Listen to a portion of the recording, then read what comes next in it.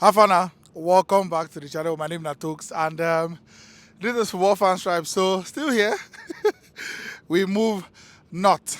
So, as you can see from the title of this video, we'll be talking about something I feel needs to be talked about, some things that I feel need to be addressed, and of course, you're welcome to share your own opinions on the matter. And also, let me know what you think right now at Souq Waqif, the legendary Souq Waqif market, a very popular local market here. Where I think everybody made it a mission to at least come here at least once.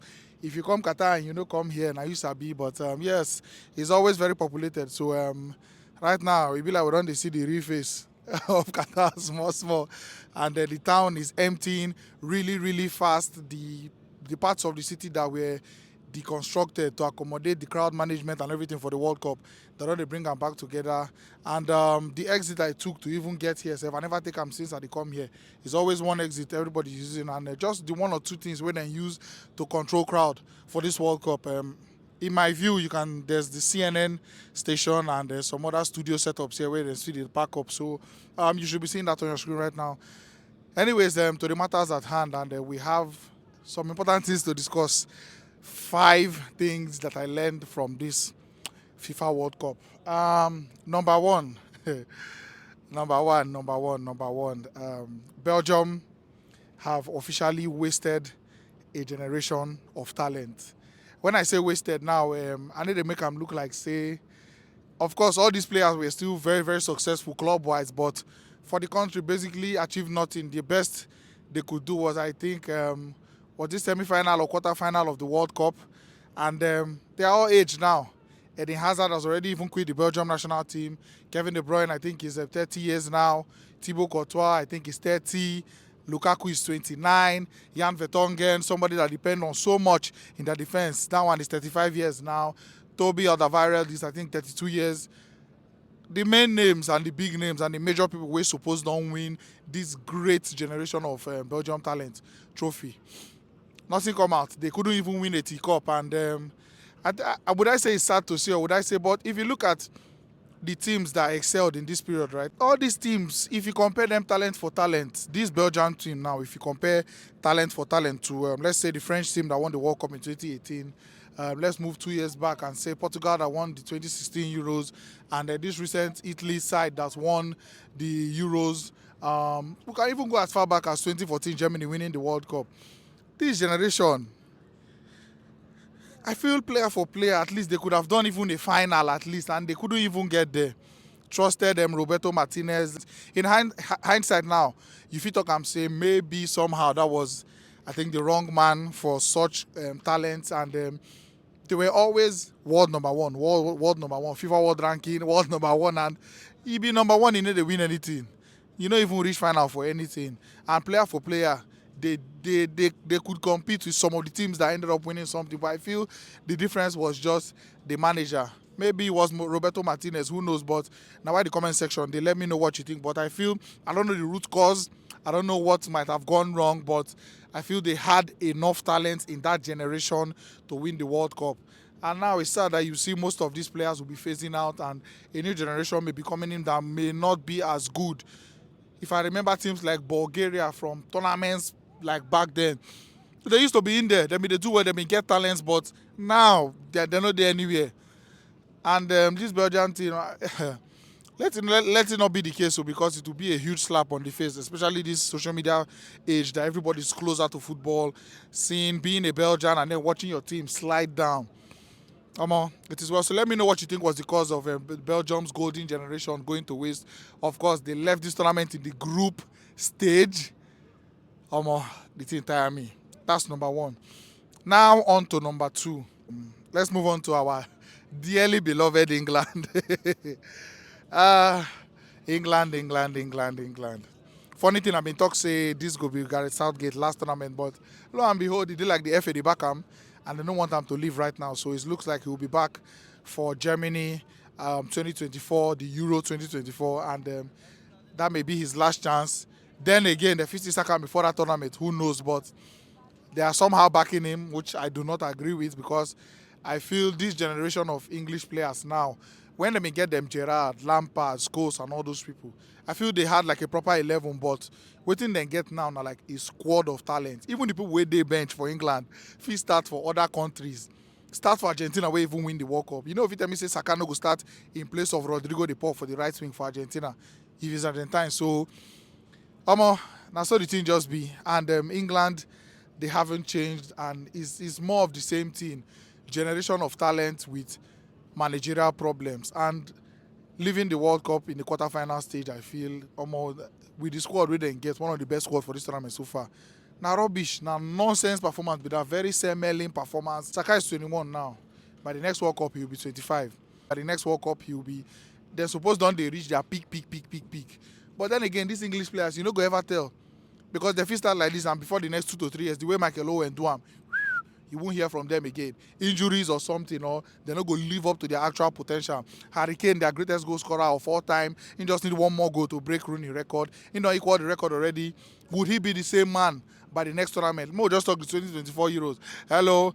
And they haven't changed because they are not making decisions quick enough. You get coaches with the market now, and it doesn't. Even if the best of the best English coaches like Graham Potter and Eddie Howe, they don't already get job. Come on, you still have some foreign coaches that should be able to do the job. He must not be an Englishman. You have Mauricio Pochettino currently unemployed. Tuchel, who is a winner at the moment, unemployed. Some other coaches where they out there, why not go and grab somebody? You get, and then we even hear 1 or 2 things of Sean Dyche, the former Burnley manager. So I feel they need to act fast. If not, if they keep on saying, "Oh, we have young players we're going to improve, the next tournament will do better." Now, so they go talk till these players too go fade and they go pass and they don't go achieve anything. But you let me know what you think will be the cause of England their problems, because personally I feel Gareth Southgate, waiting they happen with Southgate now, waiting be they happen with Belgium and Roberto Martinez. They always keep a good vibe, and you got to see things like the squad is happy, the players are happy, they are all smiling. There's a this, but they win match. They win match. They win trophy. I saw a start. The team blew my mind. Since Gareth Southgate take over, England don't play teams where they in the top 10 of the World Cup 24 times, and they don't only win 4 times.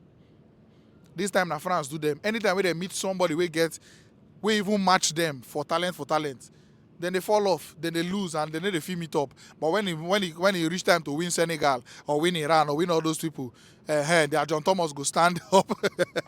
But when it reach time to win your mates now, you know if you do anything, 4 out of 20, that's a terrible run, man.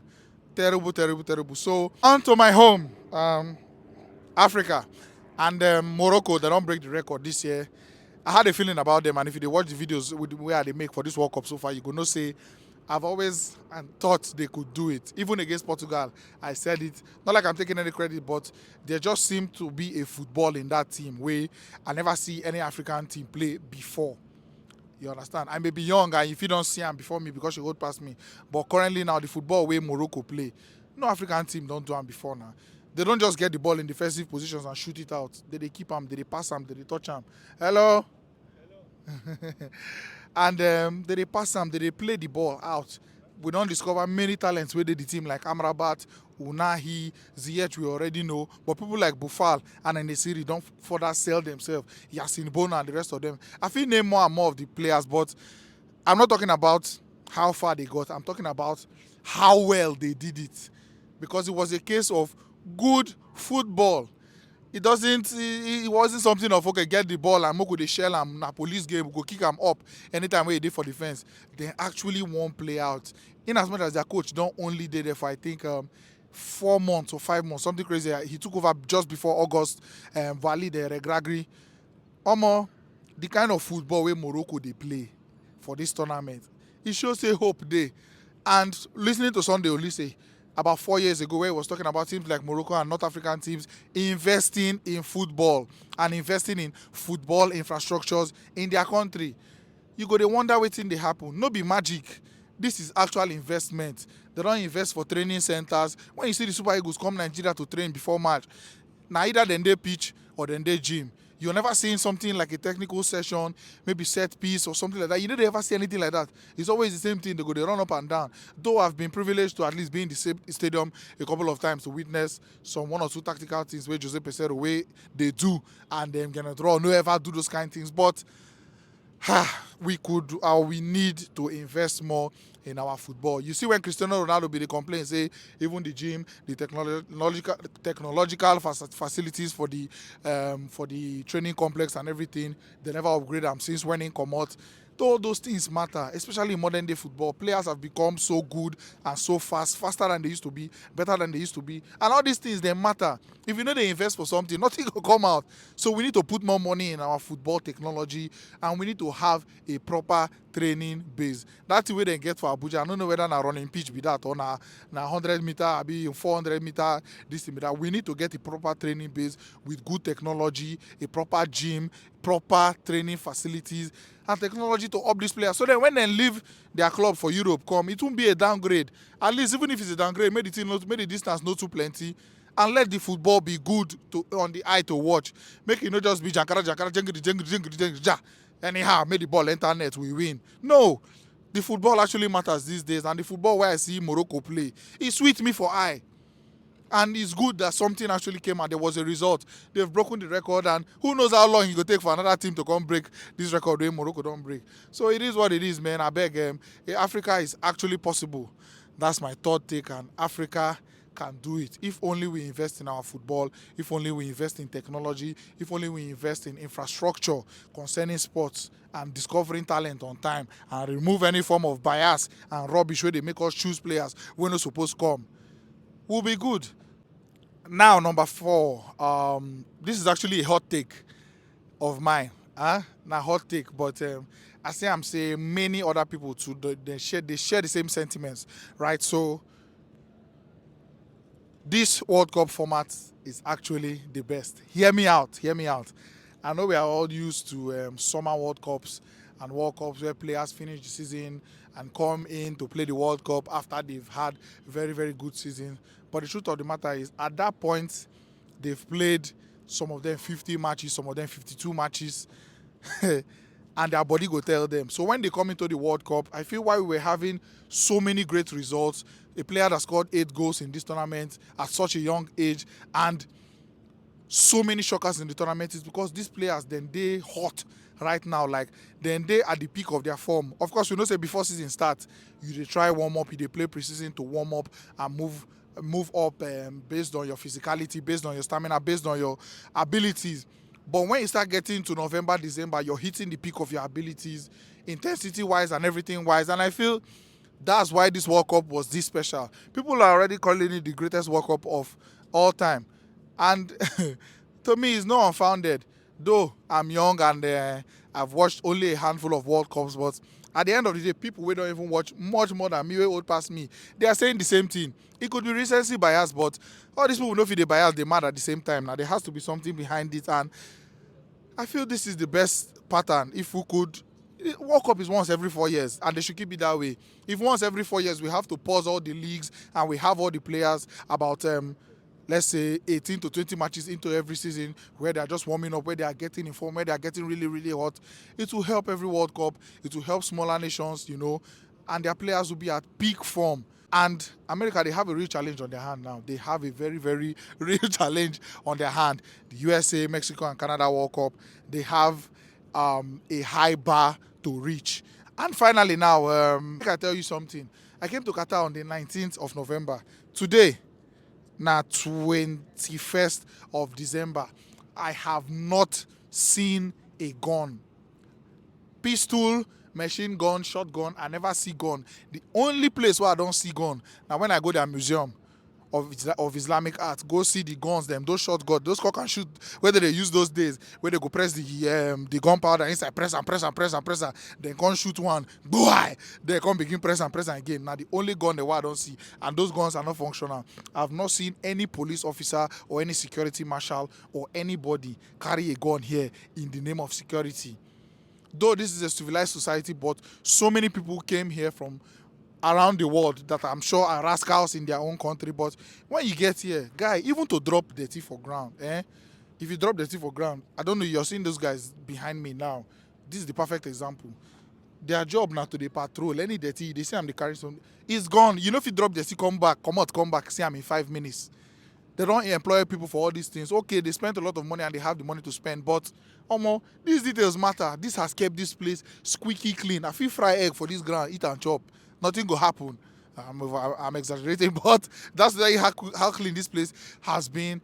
And the policing has been so great. Nobody they struggle with you. Nobody they drag your shirt. Though the police and the security personnel tend to be a bit robotic and they don't listen sometimes to some simple things like, okay, so normally a lane, there's a special priority lane for people where they disabled and all that. But if you miss that entrance and you carry baby or you disabled, they're not going to allow you cut in from front. You must still go back. Little things like that I feel they can improve on, but trust me, everything was top notch and this entire tournament was completely policed without any firearm. You know, they didn't even carry batting, but nothing will tell you to respect yourself because they wear uniform.